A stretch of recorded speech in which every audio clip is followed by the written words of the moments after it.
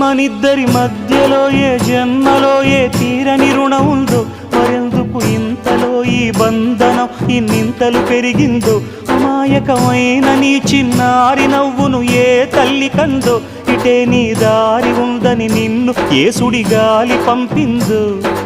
పాపం పుణ్యం దేవుడికెరుక, పేదకు దొరికిన బంగారు కణిక, పాలు వెన్నాలేవని అనక ప్రేమను తాగి పెరగవెసిలక.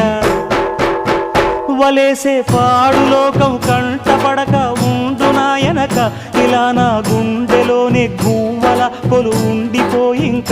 ఇటే పోస్తే ఎమున్నైనా నిలేస్తానే, మరింక ఏ కీడు నీ వంక రాలేదు.